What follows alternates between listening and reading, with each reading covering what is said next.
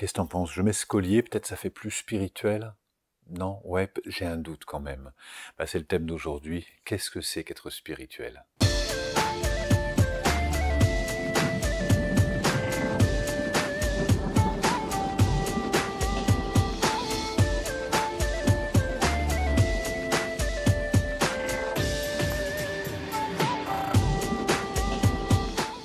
Bonjour, bienvenue, heureux de vous retrouver au Moulin de Beaupré, heureux de vous retrouver pour ces chroniques du Moulin. Je suis touché de votre fidélité, je suis touché de cette communauté qui se met en place autour des chroniques du Moulin et de votre curiosité. J'ai toujours cette phrase qui me revient quant à la vérité, suivez ceux qui la cherchent et fuyez ceux qui disent l'avoir trouvée, parce que dès qu'on la sort du terreau de ses doutes, la vérité devient un dogme, devient une loi, là où quand on la cherche, elle devient un support à la compréhension. Et moi, je me sens depuis toujours, je me sens vraiment comme un chercheur. Les notions de spiritualité, même si c'est pas ces mots-là que j'y mettais, ça a toujours accompagné mon quotidien. Et c'est l'essence de la spiritualité. Qu'est-ce que c'est qu'un être spirituel? Qu'est-ce que la spiritualité? C'est autour de ces notions que j'aimerais partager avec vous aujourd'hui. Si on revient à l'étymologie, spiritualité, ça vient de spiritus, c'est l'esprit, c'est le souffle, et donc peut-être à opposer à la matière. Donc on est sensible à la voix du souffle, on est sensible à la voix de l'invisible, à la voix de l'esprit, à la voix d'une forme de légèreté qui nous dépasse, qui dépasse simplement la matière, et que donc quand on se considère soi-même, on ne se considère pas soi-même uniquement comme un corps physique limité voilà, à ce corps physique, et pas plus qu'on ne limite la conscience à notre mental, pas plus qu'on limite notre être uniquement à ce qu'on voit.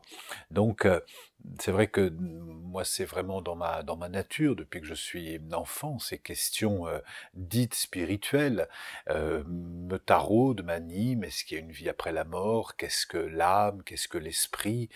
Quelles sont, voilà, de façon à avoir une aspiration naturelle à plus grand. Spirituel, c'est aussi se relier à une dimension qui nous échappe, c'est se relier à une dimension plus grande que notre simple incarnation. Je suis souvent, en discutant ou en enseignant autour de la spiritualité, je rencontre beaucoup de personnes qui me disent « mais moi je ne crois pas en Dieu » ou moi je ne suis pas religieux ». La spiritualité n'est pas la religion. Hein. La spiritualité existait bien avant les religions, hein, puisque l'histoire des religions, que ce soit le bouddhisme, que ce soit l'hindouisme, le christianisme, l'islam, bien avant l'avènement de ces religions, les êtres humains avaient cette dimension spirituelle depuis les premiers hommes, dès le paléolithique,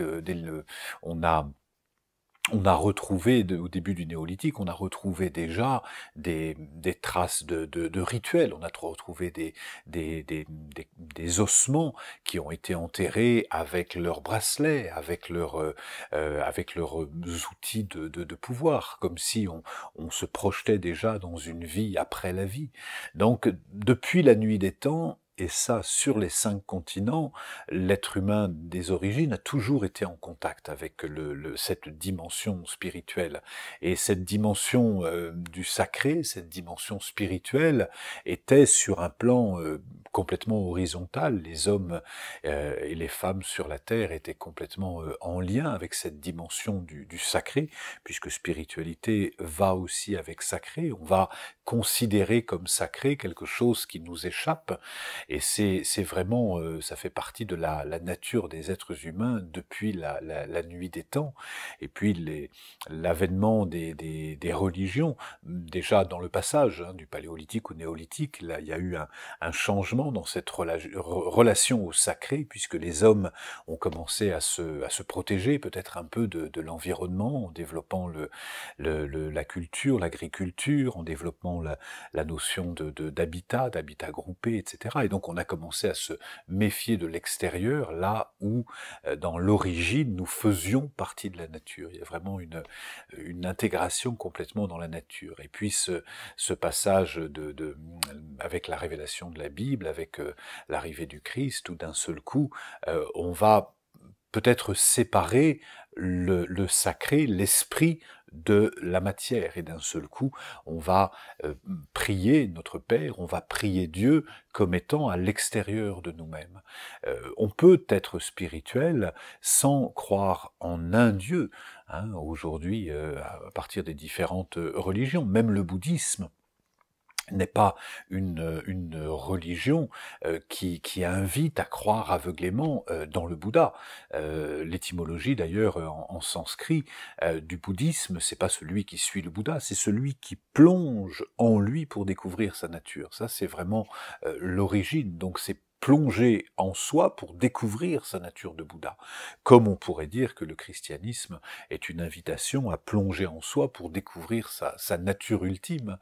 Et si j'évoque ces points, c'est qu'on peut avoir cette dimension spirituelle en croyant. Alors j'aime toujours cette... Est-ce que tu crois en Dieu? Et toujours la définition de Einstein. Il y a tellement de définitions, de citations d'Albert Einstein que j'utilise dans ses vidéos, tellement je suis inspiré par cet homme qui disait, quand on lui posait la question « Est-ce que vous croyez en Dieu ?» Il disait « Donnez-moi la définition de Dieu, et je vous dirai si j'y crois. » Donc bien évidemment, à partir de la définition que les uns et les autres vont avoir de Dieu, certains vont y croire et d'autres ne vont pas y croire, à partir de la définition qu'ont fait les hommes. Savoir si je crois en Dieu, pour moi, c'est déjà se définir, est-ce que Dieu est à l'extérieur de moi? Est-ce que Dieu est à l'intérieur de moi? Est-ce que je suis moi-même une parcelle du divin? Est-ce que Dieu est dans un temps? Et déjà, en se posant cette question, on prend de la hauteur, parce que la spiritualité nous invite plutôt que de nous poser, de trouver des réponses, nous invite à nous poser des questions. Et se poser des questions, c'est rester soi-même dans une forme de zone d'incertitude, d'humilité, et donc d'accepter quelque chose qui soit plus grand que nous. Et si être spirituel, c'était oser notre petitesse sur la terre pour mieux ressentir notre grandeur.